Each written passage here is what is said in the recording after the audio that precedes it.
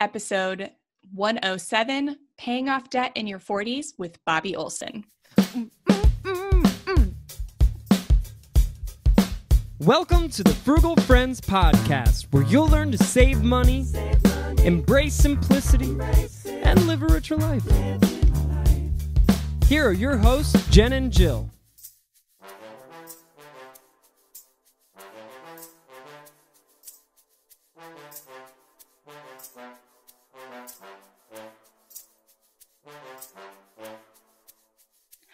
Welcome to the Frugal Friends podcast. My name is Jen.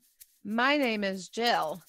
And we are coming at you on the web, in your ears, in front of your eyes, and wherever you'll let us. Yes, wherever you will let us.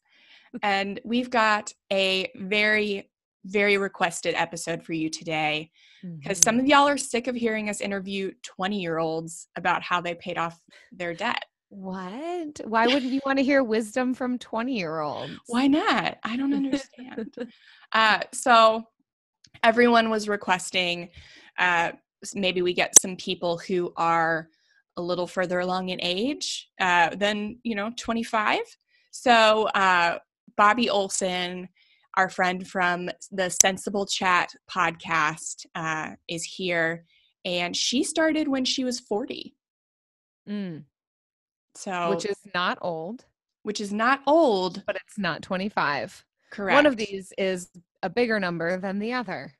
And that is, we're giving you variety. Yes. That's what we got for you. Let's do it. We're not going to delay. Yeah. Oh, but first, our sponsors. So we've got Current, which is a mobile bank with some awesome user interface, no overdraft fees, no minimum balance requirements. Its app has a free built-in budgeting tool that gives you purchase notifications and insight into your spending. Premium users can even break up their savings account into different pods, which is super helpful if you're saving for multiple things at once. And when you set up direct deposit, you can get paid up to 2 days early. So if you're looking for another bank account to hold your emergency fund or something big you're saving for, then definitely check out Current because they are giving away $10 to the first 10 people who sign up using our promo code FrugalFriends for each episode. So yes, you heard that correctly. It is $10 to the first 10 people who sign up on every episode.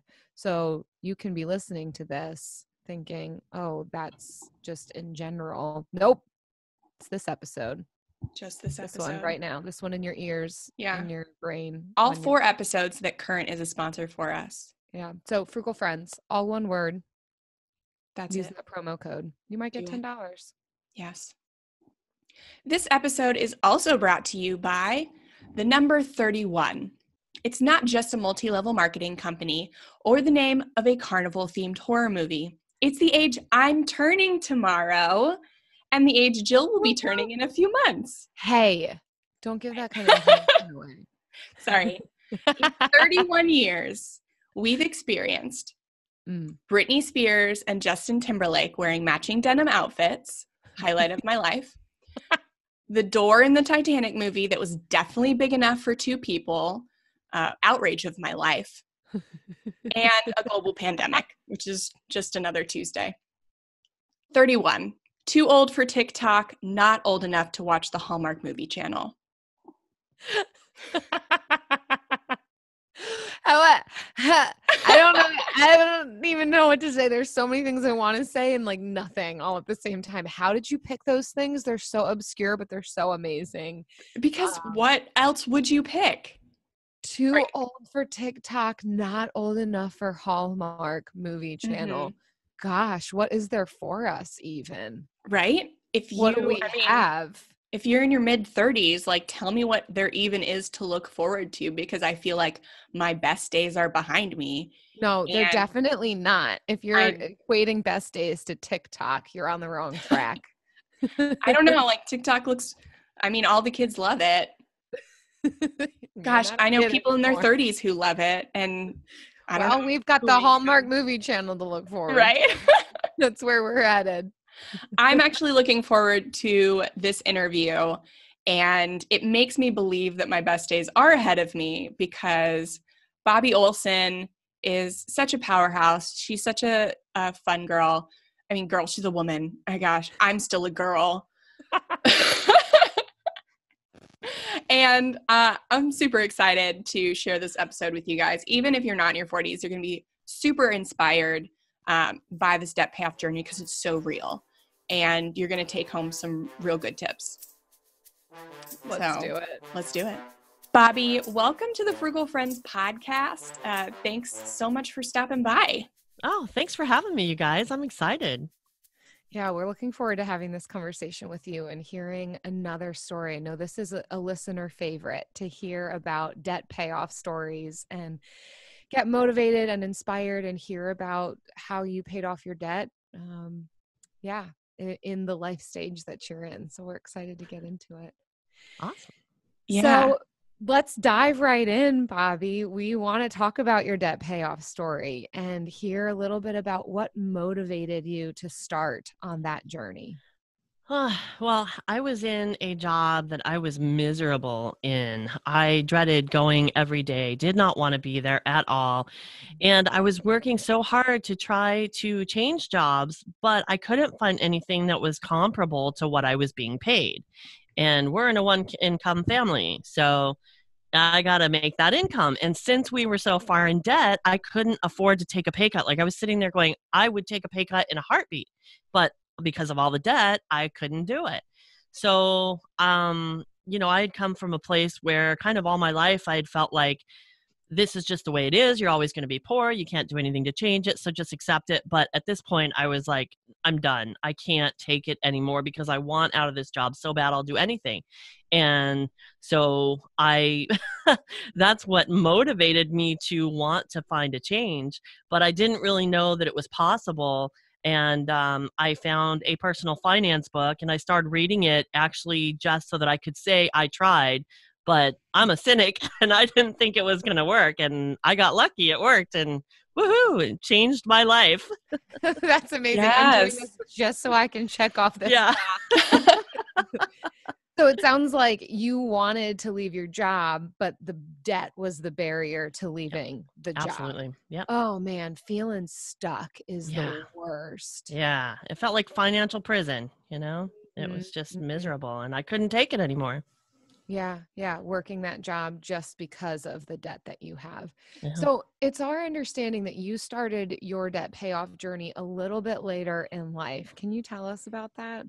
Yeah, I was 40 when I started, and my husband and I had a business that failed. And so, I felt like I'm 40 years old. I've had this failed business. I'm in this job, but my career is not going anywhere. I hate where I'm at. I'm in debt. I don't have much put away for retirement. Where am I going? Like I'm 40 years old and I have nothing. I've been working since I was 14 and I have nothing but debt to show for it. This is ridiculous. You're not alone in that feeling. There's plenty of people who, it's a paycheck to paycheck kind of thing, or it's using credit cards to kind of pay for the things that we want. Was that discouraging at all for you to be 40 and feel as though, as you say, I've got nothing to show for this? Like how did that play into motivation for you? Well, it was discouraging to look at my life and see where I was and that I wasn't anywhere near where I wanted to be. But it was also motivating because I thought, okay, I'm 40 and I'm not anywhere near where I want to be. So if I want to do something, I better start now. Like I need to light a fire and do something because I don't want to waste the rest of my life. So it was actually a huge motivator for me to get started and keep going. Yeah. You can look back and think, oh man, this is only how far I've come since 14. But you could also look forward and say, and this is not where I want to be when I'm 75. Absolutely. So that same thing can work both sides of being discouraging, but also super motivating to say, well, and I still have decades. Yeah. So what do I want to do with that? Yeah, it's interesting because I actually, now that you mention it, I hadn't really thought about this before, but I had been watching my mom And she, worked her whole life, but doesn't have anything to show for it. And she's got a really rough retirement because she didn't save and she didn't do those things. And so that was part of it also. I'm looking at her and thinking, I don't want to be there. Like, she has no options now, and I still have time, but it's running out. So if I don't do something now, I'm going to end up without those options. And I don't want to, I'm afraid for her, and I don't want to be afraid for myself on top of it. For sure. Yeah. How much debt did you pay off, and what was it made up of? It was about $60,000, and it was made up of mostly credit card debt that had come from the business. I was never a person to like go out and buy clothes or fancy vacations I couldn't afford, but when it came to the business, I could justify any expense under the sun, And we made the typical mistake that you make in business. You buy too much equipment and all those kind of things. So we had a lot of debt from the business. And then we also had medical debt because my husband has some disabilities. And so we had gone through some major surgeries as well. So between those two, that's what it was made up of. Yeah. The business debt, I think you're highlighting something so important. I think it is a big pitfall. And especially you've got this whole financial advice strain of it's a write-off. It's actually better in your favor to do this. Yeah. It's write-off. It's like, oh my God. That doesn't make it free. Right. Write-off does not mean free. But we still, it's a bit more acceptable debt. But as you're describing, the weight of it on you and the financial prison that can put us in is the same. Absolutely. Whether it's credit card or medical or college or business loans, you name it, the weight of it and the impact on us is the same. Yeah. Bobbi, when you were paying off this debt, did you experience any like difficulties that were kind of unique to where you were in life?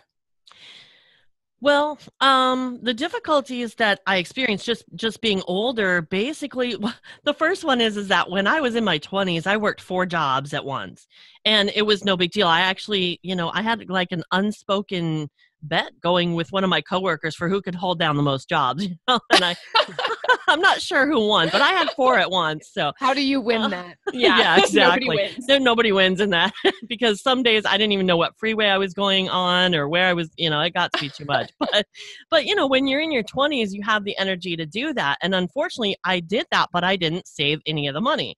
So now fast forward to when I'm in my 40s, I just don't have the energy to work 4 jobs anymore. And, if I had that energy, then I could use that extra money to pay off debt. And so that was part of it, that I wasn't as willing to take on more jobs that could create more income to do it faster. And also, when you're older, you have more responsibilities. When you're in your 20s, maybe you're not married, you don't have thankfully I don't have kids. I mean, not thankfully, but I don't have kids, so I don't have, those obligations, but you still have obligations when you're married. You have to take someone else into consideration with how you're spending your money. So from that standpoint, it was a bit unique because you don't have as much control solely over, how you're going to do it. You have to work with somebody else. Yeah. So. And you were still single income like during this, right? Yeah. That's its own difficulties. Yeah. That was really hard, especially living in Southern California, Oh, yeah.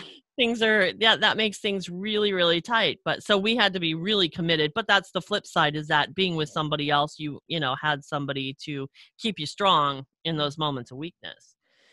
Yeah, I think you're highlighting a really specific thing that I think older generations will experience in a debt payoff journey, as far as just energy levels go and capacity and even desire. There's probably other things you want to do with your time than get 20 side hustles. Right. And so with that said, what are some of the things that you did to pay down your debt? How did you approach it at that point? Well, the first thing I did, because like I said, I read Ellie Kay's book, The 60-Minute Money Workout. And she was talking about the debt snowball method, which was something I had never heard of. And I just latched onto that and ran from there. And the idea of that excited me so much that I just started reading about all these different things, all these different ways. So between the debt snowball and creating a budget and sticking to it, those were really the main things.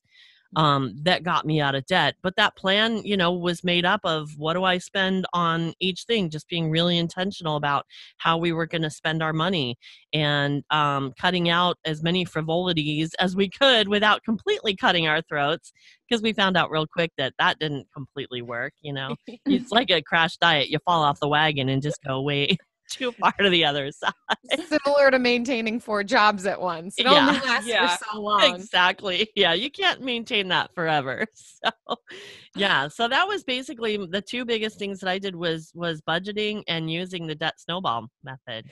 Isn't that amazing? Budgeting just seems like what a the most answer. Basic thing ever. I have been saying, I think since for the past 10 episodes straight, just like if you haven't budgeted yet, you need to budget. You need to budget every episode. Talk about how you need to budget. And it's so amazing to realize that is so much of it. We think, no, I'm doing fine. I don't spend a lot, or that's not the answer. Yeah. That's not what it is. But yet you're saying that's what it was. That was the big pivot point, is just, what am I spending on? Yeah, because before I did that, I had no clue. I thought I knew, most of us think we know, but it's such a different picture when you actually sit down to look at it. I've never heard from anybody, yeah, this is what I thought. It's always a surprise. And a lot of times it's a good surprise. So people spend all this time not wanting to do it because they're stressed about it or whatever. But for me, it was so exciting to see, oh my gosh, this really is possible. Like right when I had that moment of hope, then it was like I was off to the races. That's really all I ever needed. I just didn't know it.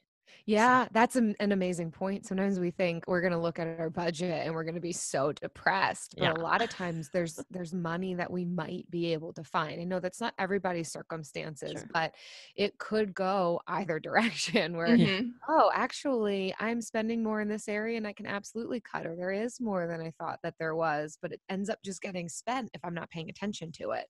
Yeah, exactly. That's the biggest thing.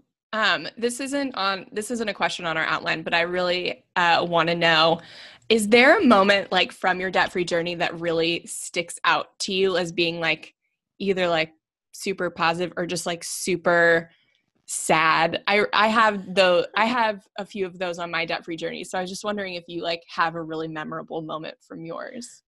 Well, the really memorable moment was when we paid off the car and when we paid off our last credit card, because then it was like, we're debt free, woohoo! And I remember, because I was gonna do it from work, I was just gonna log on to my thing and pay it off. But I thought, no, I'm going to call Scott and see if he wants me to wait to be with it, because it was such a huge moment for me. It was like, I don't want to take that away from him, and he was like, just pay it. I don't care. But for me, I would have been so angry if he'd done it without me, because I wanted that moment. It was so special to me. And then there was a time that made me cry. It wasn't sad. I was happy, but I just started crying because we had a $5,000 in the middle of this, trying to pay off all this debt. Then we had this $5,000 medical bill, and it was like, come on already, do I have to deal with anything else? And we had gone for financial aid, and we were waiting, and the communications kept getting crossed, and we were afraid we were going to end up in collections because they told us not to pay it until everything was clear. But it was such a mess. And finally, we got word that the financial aid had come through, and it was all covered, and it was over. And I just fell to my knees and started crying, and I was just so thankful. That was a really amazing moment in our journey, because I knew that was at least part that was settled now, and I didn't have to worry about it. Yeah. Do you think you would have fought as hard for that financial aid if you hadn't been so aware of your finances and so committed to getting out of debt? No, not at all. I wouldn't have even known that was possible. I mean, that was the whole thing. Like, I was never taught any of these resources existed. It was just like, there's nothing you can do about it. Just deal with it. That was what was non-verbally put in my head, through as a kid. And that's what I believed through my adult life. And so that was the freedom, was beyond budgeting and beyond being able to control my own finances. There were so many options. No matter what came up, it was like, now I'm confident that I can take on any financial glitch that comes my way. I may not have the money in front of me, but I have the tools and resources and the way to think strategically about it. Yes. Wow. Awesome. Ooh, I like that. What even this journey has built inside of you, even as even if you can live with your debt, even as an exercise in understanding finances more and creating habits that will last you for life. It's a good thing to do. Yeah, it's just so freeing. Yeah. What are you doing now, Bobbi, that maybe would not have been possible while you were living in debt? Well, the first thing is living intentionally instead of reactively, because it used to always be like, put out the fire, put out the fire, put out the fire. And you're always thinking, okay, where's the next fire? But you're not going, all right, brace yourself for the next fire. Here's what we're going to do. It's more like, where's the next fire? Oh my God, you know? And so now I'm like, bring it on, because I can plan for it. The money that I used to spend towards debt goes to, you know, just being able to save for the future, but also being able to save for a car repair. You know, I mean, even a $500 car repair used to just put me into complete turmoil. And now it's like, yeah, I don't like to spend the money on my car like that, but at least I have it. It's not stressful anymore. So those kind of things I never could have done while being in debt. And the other thing is just having the options. You know, there's the option to have more fun or think about more fun things than just, how am I going to pay the bills? How am I going to pay the bills? You know, so yeah, just that living intentionally instead of reactively has been the biggest one for me. Definitely. Yeah. Another question that's not on our list, but I'm curious about, were you and your husband both on the same page when you kind of read your book? Like, to me, that's standing out as the pivotal moment of, I'm going to read this book. I don't expect anything, but I'm going to check it off and say I tried. But then it switched mindset. Where was he at in that process? It was funny because, yeah, like you said, I was the one who read the book. I was the one who was really stressed out about it. I mean, he felt sorry for me, but you know, it wasn't the same feeling for him. And so, yeah, when I read the book, I just ran down the hall, and I was like so excited with this book. I ran down the hall. I spent like half the day on the computer crunching numbers, just trying to prove her wrong. Like, I was totally intense at this was, because I was excited, but I'm like cynic, you know, so I don't want to believe in it. But yeah, and then I couldn't prove her wrong, and I was like, oh, this is so exciting. And so I brought it to him, and his whole thing throughout the way has just kind of been, you're a weirdo. I don't know why this excites you so much, but I'm totally behind you. So do whatever you want. Do what you want. You're excited, clearly. Yeah. Your books and your computer crunching. Exactly. Yeah. And he's so, you know, he's been like, this is great, and you've done such a great job and everything. So he was totally on board, like supportive of it. And, you know, I trust you with the money, so you just tell me what we need to do, and that's fine. But yeah, it's just, it always cracks him up how much, I mean, I'm the last person that would have been, you know, obsessive or loving personal finance and budgeting like 10 years ago, but now it's like, I just love it, and he just laughs at me. So isn't that crazy that sometimes people will feel guilty for not starting earlier, but then alternatively, like sometimes it takes you to getting to this right season at the right time to actually fall in love with this sort of thing, not just get through it.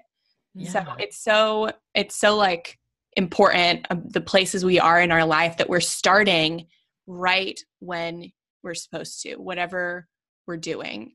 And I hope that like lifts maybe some guilt from somebody that might be hearing this, and just like encourages a lot of people.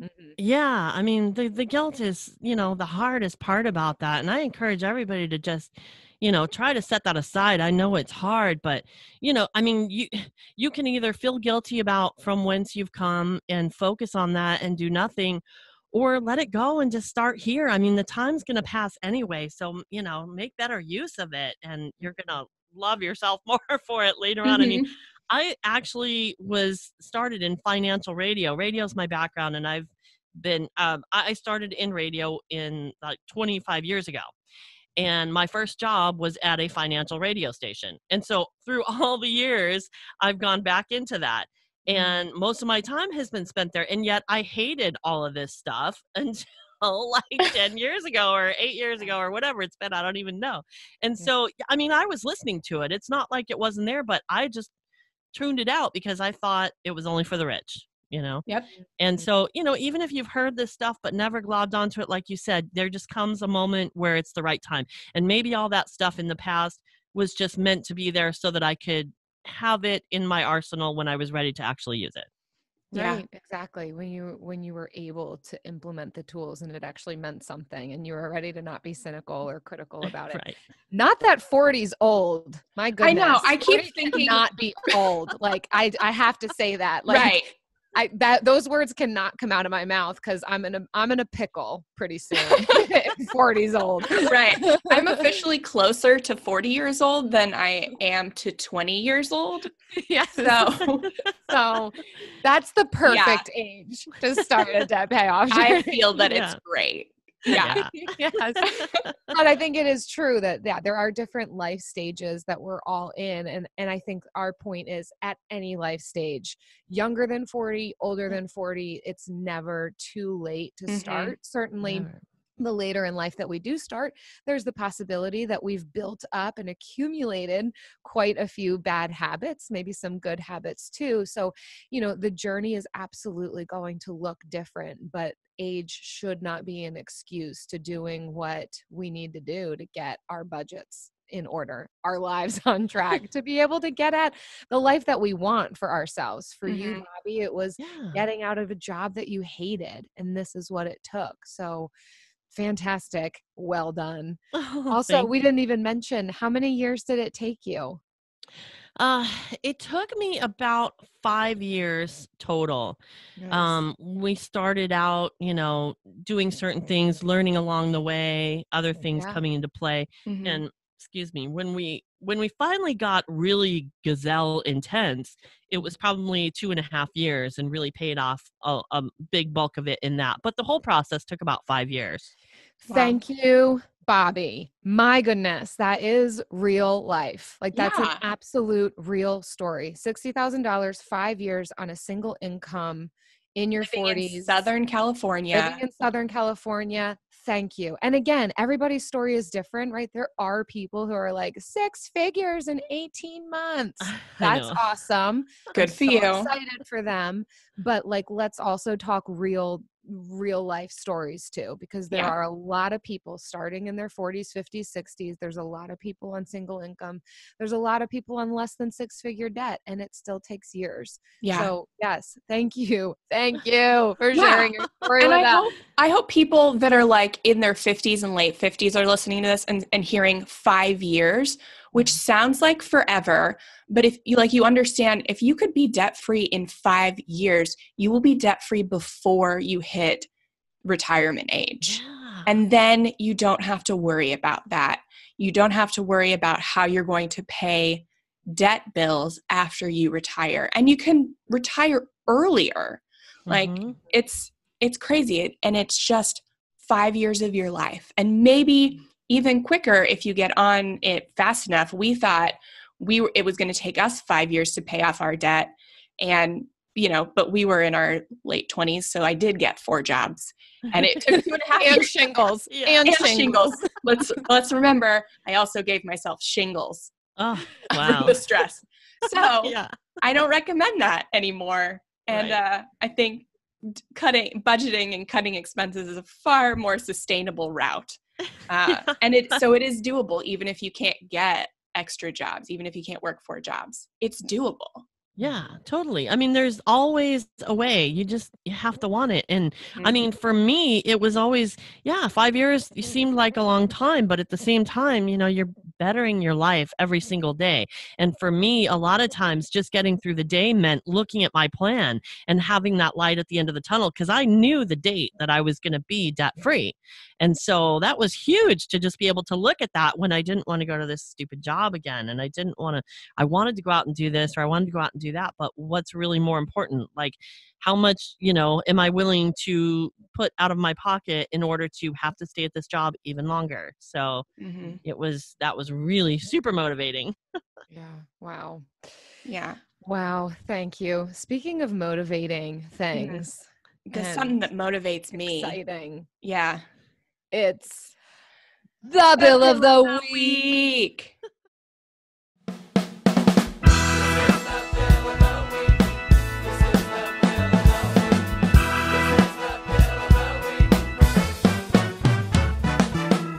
That's right.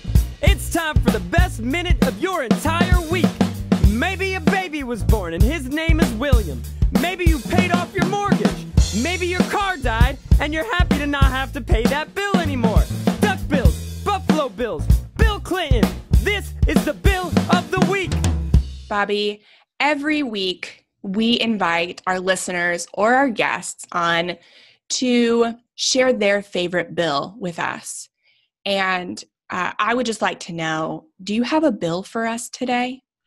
I do. My favorite bill is actually one I don't have to pay. Woohoo! At least not for another year. Yay! It's my auto insurance bill. And it used to be so tough for me. I was paying it monthly, because I couldn't afford to pay it all at once. And it's a lot of money up front.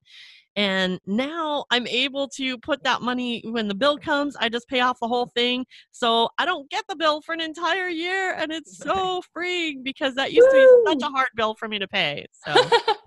And do you get a discount for paying it all up front? Yeah, so 3% discount. Yeah. So it's a win-win. Yep, it's 3%, but I'll take it. You hand me $10, I'm going to take it. Yeah, definitely. I'm going to take it from you. Yeah. You know what I'm going to do with $10? Yeah. Probably buy a burrito. Buy a sandwich. I'd rather have a burrito. Or a hamburger. Yeah. I'll buy either one of those. I don't care. That's all you can do with $10 these days. It's not even going to be a really great hamburger. It's just going to be like a combo meal from Wendy's. Right. So, I mean, you probably could buy a shirt, but I'll choose the food. Yeah, definitely. Thanks so much, Bobbi. If you have a bill that you want to send to us, then hit up frugalfriendspodcast.com/bill. We are always looking to discover new bills, whether they are tangible, intangible, living, or on paper. Well said. I like that. And now it's time for the lightning round. One day we are going to get lightning backgrounds because we're recording in Zoom right now, which is how we are doing this now that Jillian has left me. Which is how all the world is communicating right now. No kidding. Yes. But I'm going to find lightning for our lightning round segment so that we can have You're that in the giving it away. I want people to know what they can expect if they see us on YouTube. Like, I'm enticing them. I'm not giving it away. Obviously, big things. Yeah, big things. If you haven't seen the Bill of the Week song, the YouTube version, you haven't lived. Yeah, go on YouTube. I hadn't lived. Subscribe button while you're at it. Yeah. All right. I had not lived. We digress. Yes. In this lightning round, we are going to talk about our favorite budgeting apps and or budgeting methods. Bow, bow, bow. Because budgeting is so important, especially when you can't get a million side hustles. You have to be super major on top of your budget. Major on top of it.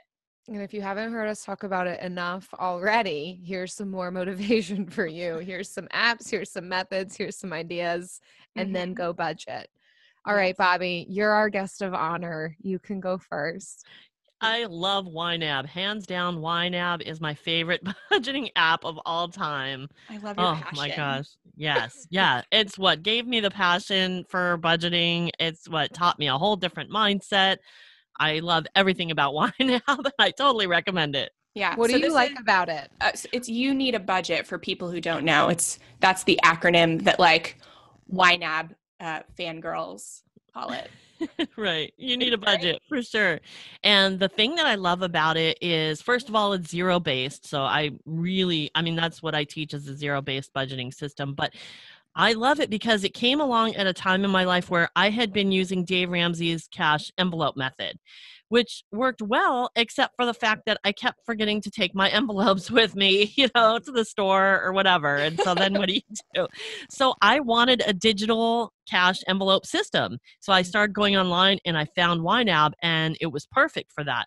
So it just gives you such an easy way to categorize all the money that's in your account today.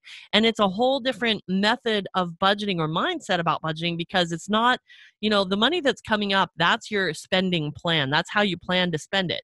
But what's actually in your bank account today is what you're budgeting in YNAB. That's the reality. Mm-hmm. Exactly. And that's what's so powerful about it.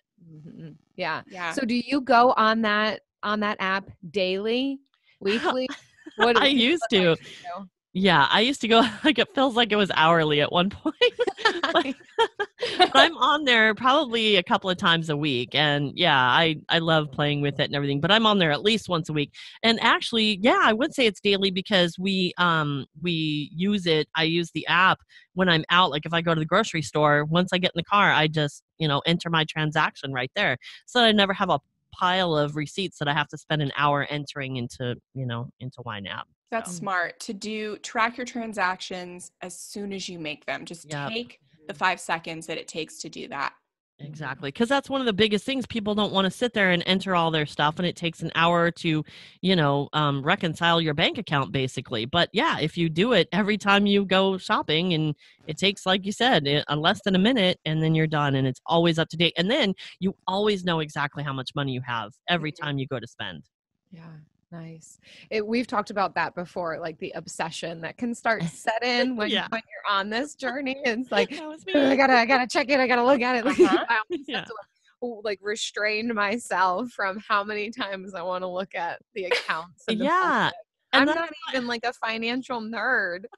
It turns you into one though, so be aware. It does. I know, and that's why I started actually being a budget coach, is because I actually went on Facebook and said, I am obsessed with YNAB and I can't stop using it, but there's nothing else for me to do in it. Please let me play with your numbers.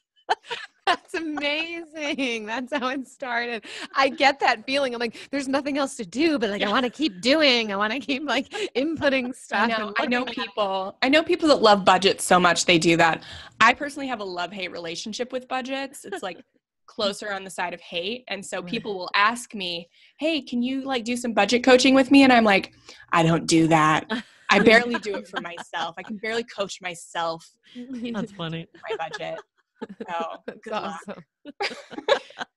Oh, well, I love how much you love YNAB. You need a budget. A lot of people do. So yeah, it has a cult following. When we say it has a cult following, like that is not a joke.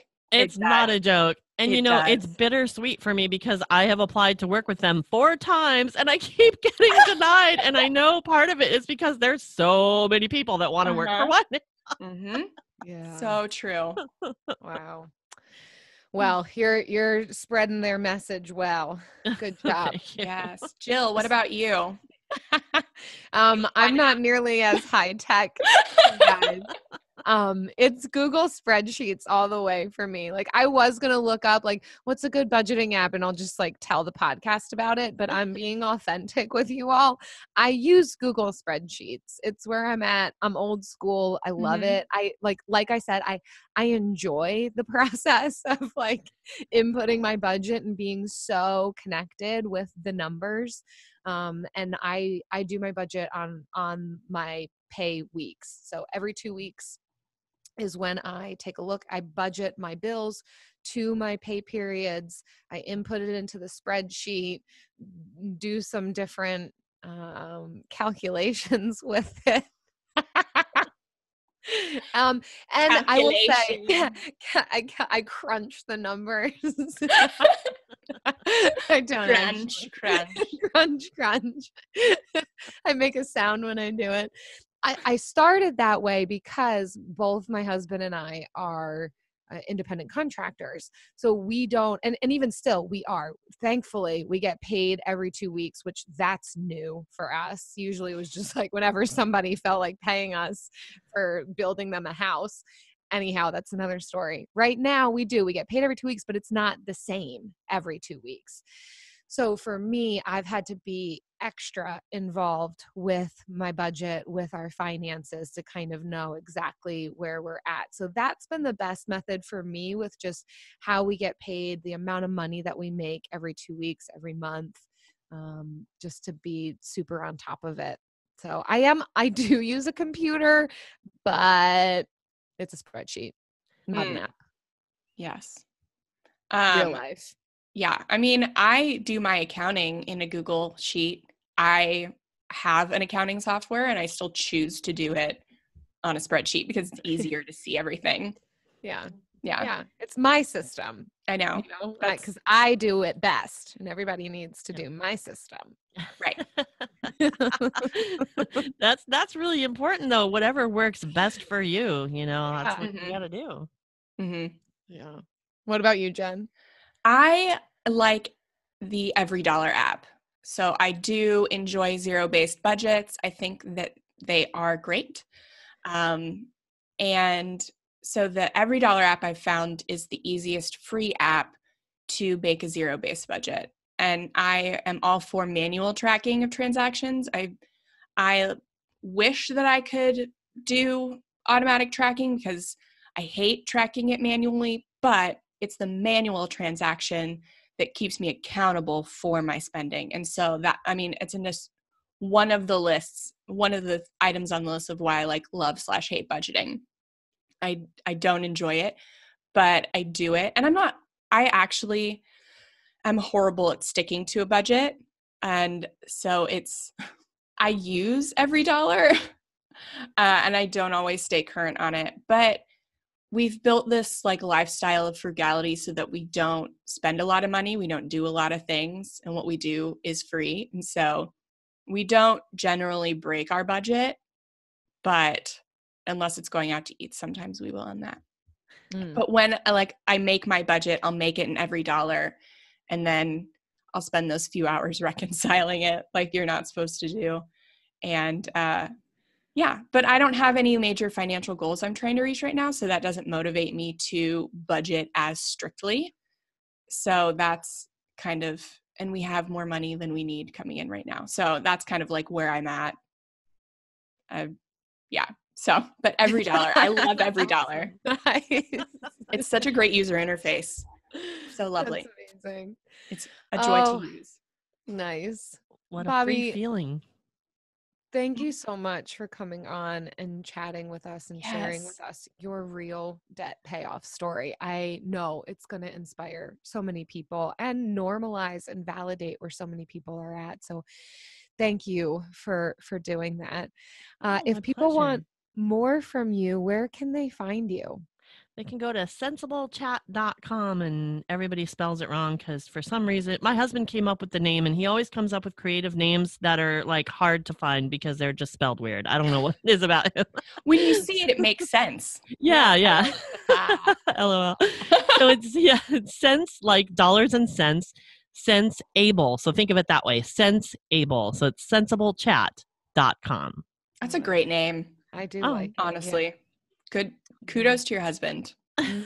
Thank you. Yeah, I kind of like it. I think I'll keep him around for a while. Yeah. Yeah. Well, thanks again for coming on. And I hope people will check out your podcast and your blog and follow you for more tips. Thank you so much for having me. Yeah. Have a good day. Oh, so good. Why did it take us so long? I don't know. That's a good. We did it when we were ready. Yeah. We did it when we were ready. That's so true. Yeah. You should never feel guilt over what you haven't done before. Yeah. But only for the things you don't do. And what you can control now. Yeah. Was that confusing? That is better. No, that's what you said was better. Yeah. So thanks for listening. Good. So glad to have these debt payoff stories. We'll bring more at you.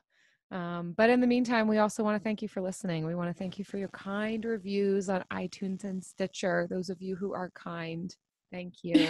Yes. This one, we want to give an example of of kindness, because sometimes we get confused. It can be so confusing. Like, what's kind and what's kind? mean? Here you go.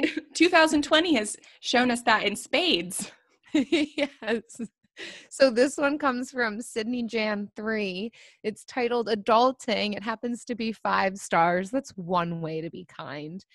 It says, this podcast helped me tackle my transition into getting my first place with my fiance and on track for buying our first home at 22. Ooh. Oh my goodness. I appreciate their humor and how they give advice that is so doable. They make me feel like I have a super cool older sisters. And every time my fiance calls from deployment, I tell him about all the cool tricks I learned so we can save more money. He can't wait to listen when he gets home. Oh, yay! Oh, my heart is literally warm right now, even though it's 40 degrees outside. Thanks, Sydney. I love it. I particularly love it when people describe us as their older sisters. It's one of my favorites. It is. Yeah, it's your favorite. And it also reminds me that I'm getting older. Hallmark Channel. You're not even 31 yet. Yeah, neither are you. I mean, not yet. Yeah. Tomorrow. It'll be good. I'll have my private birthday party. I'm having a private birthday party, you guys. It's just at home, like nobody's invited. Even if you wanted to come, you couldn't. It's private. It makes it sound like really hot, like high end and bougie, but really it is. It's just what? You have a baby, so I mean, also I anticipate we'll still be in like semi-quarantine. That's true. So, yeah. But like that's not it. Even if we weren't in semi-quarantine, it's still just private. Yeah. It's just private. We also want to thank our friends who share these episodes on social media, because where else are you going to share it right now? You can't go anywhere. So go ahead and share this episode on Instagram or Facebook. Tag us at Frugal Friends Podcast. And in June, we'll do a drawing for $10 Amazon gift cards. We're going to give one away for every 5 tags and reviews we get. So definitely keep leaving us reviews on iTunes and Stitcher, because that is another way to enter into this drawing. Send us a screenshot of your review to frugalfriendspodcast@gmail.com. Also tag us on social. All these ways are ways to enter into our $10 Amazon gift card drawing. Yes. So until next week, when I will be a little older and a little wiser. Not a lot, just a little. Just a little. See you then. A little more funny. A little, maybe.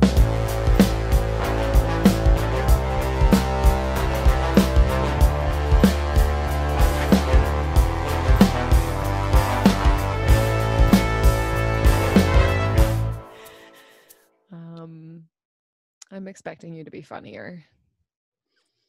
That's a lot of pressure. Okay. Well, what are your hopes for 31? I would like to be a more involved mother.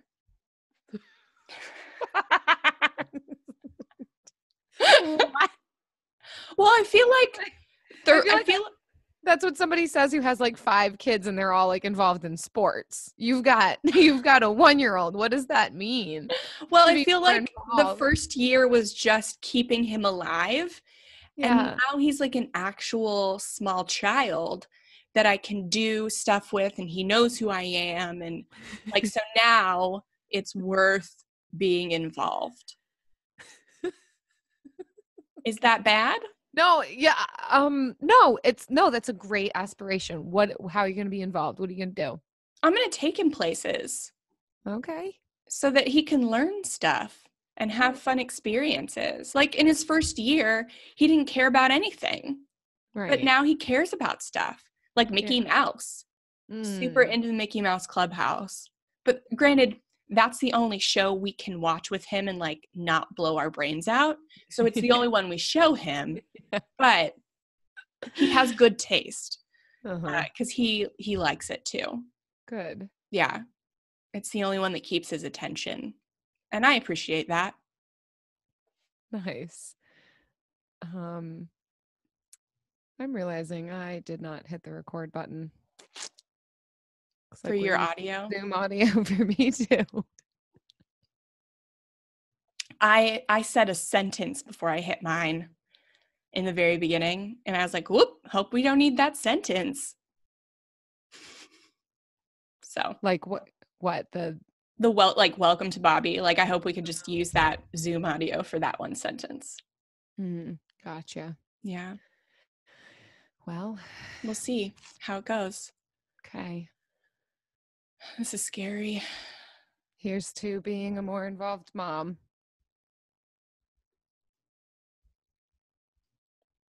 Okay. Bye.